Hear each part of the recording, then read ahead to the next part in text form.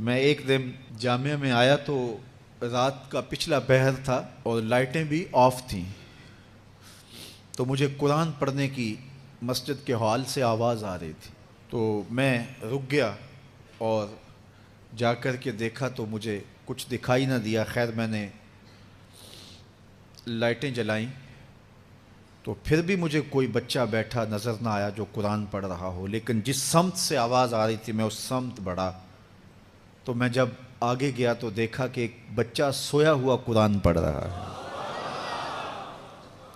ان کے تو خوابوں میں بھی قرآن ہوتا ہے، یہ تو جنت کی چڑیاں ہیں۔ آپ اگر مجھے پوچھیں کہ آپ نے اتنی عزتیں کیسے پائی ہیں تو میں آپ کو راز بتاؤں کہ یہ میری ماں کی دعائیں ہیں۔ میں آپ کو راز بتاؤں یہ میرے باپ کی سحری کے سجدوں میں بہنے والے آنسو ہیں۔ میں بتاؤں کہ یہ میرے اساتذہ کی شفقتیں ہیں، میرے مرشد کی نگاہ ناز ہے۔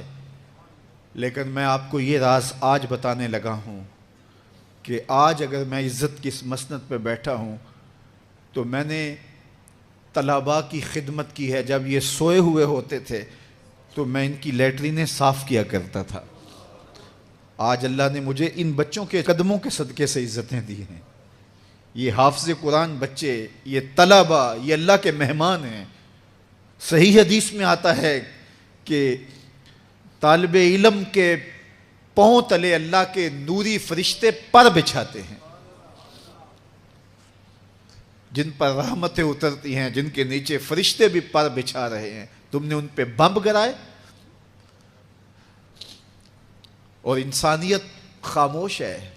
ہمارے استاد فرماتے تھے کہ ایک دارالعلوم تھا، وہاں طلباء پڑھتے تھے، تو یہ بچے ہوتے ہیں بالخصوص حفظ کی کلاس کے بچے، چھوٹی عمر کے ہوتے ہیں، اور اس عمر میں بچوں کی شرارتیں، بچوں کی اٹکیلیاں، یہ ان بچوں کے بچپنے کا حسن ہے۔ بعض لوگ ہمارے پاس آتے ہیں کہ یہ بچہ شرارتیں بہت کرتا ہے، دم کر دیجئے، تو میں کہتا ہوں یہ شرارتیں ہی تو ان کی عمر کا حسن ہے۔ جب بڑے ہو جائیں گے تو یہ سنجیدہ ہو جائیں گے۔ وہ ایک شاعر نے کہا تھا مجھے اچھا نہ لگا بچوں کا جوان ہونا۔ جب چھوٹے ہوتے ہیں تو ان کی شرارتیں ان کا حسن ہوتا ہے، تو وہ سکول میں پڑھتے ہوں، وہ جامعہ میں پڑھتے ہوں، یا وہ کسی فیکٹری میں وہ معصوم بچے کام کرتے ہوں، کسی ڈھابے پہ چائے بیچتے ہوں، تو ان کی طبیعت میں وہ شرارتیں ضرور ہوتی ہیں۔ یہ ایک بچوں کے بچپن کا حسن ہے۔ تو وہ بچے تھے اور شرارتی مزاج تھا، اور ایک شخص ان کی خدمت کیا کرتا تھا۔ کبھی وہ گھی کا کنستر اپنی کمر پہ لاد کے لا رہا ہے، کبھی وہ آٹے کی بوری اپنی کمر کے اوپر لاد کے لا رہا ہے، اور بچوں کی خدمت میں لگا رہتا تھا۔ بچے تھے، کچی عمر تھی، شرارتی مزاج تھا، تو انہوں نے اس کا نام ڈال دیا حمار، گدھا۔ جب بھی بھوک لگی ہوتی اور وقت کھانے کا قریب ہوتا تو کہتے وہ ہمارا گدھا گیا ہوا ہے، ابھی لے کے آئے گا تو کھانا ہم کھائیں گے۔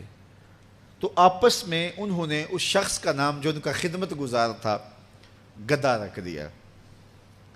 اسے پتہ چلا کہ یہ مجھے گدھا کہتے ہیں، میں ان کی خدمت کروں، نوکری کروں، بلا معاوضہ میں ان کے لیے کمر پہ گھی کے کنستر اور آٹے کی بوریاں لاد لاد کے لاؤں، اور یہ مجھے گدھا کہتے ہیں۔ اس نے چھوڑ دیا اور گھر چلا گیا۔ رات پڑی، سویا، مقدر جاگے، کیا دیکھتا ہے؟ حشر کا منظر ہے، اور وہ طالب علم ہیں، انہیں جنت کا حکم ہوتا ہے، تو وہ اڑ جاتے ہیں اور ضد کرتے ہیں اور اٹکیلیاں کرتے ہیں، نہیں ہم نے جنت میں نہیں جانا جب تک ہمارا گدھا ساتھ نہیں جائے گا۔ یہ اٹھا اور آنکھوں میں آنسو تھے اور دوڑتا ہوا مدرسے آیا، کہا تم مجھے گدھا کہو، حمار کہو، کھوتا کہو، میں نوکری تمہاری ہی کروں گا، کیونکہ تم اللہ اور اس کے رسول کے پیارے ہو۔ کتنے خوش نصیب ہیں وہ ماں باپ جن کے بچے حافظ قرآن بنتے ہیں۔ آپ کو پتہ ہے قیامت کے دن حافظ کا تو جو مرتبہ ہوگا وہ ہوگا ہی ہوگا، حافظ قرآن کے والدین کے سر پہ نور کا تاج رکھا جائے۔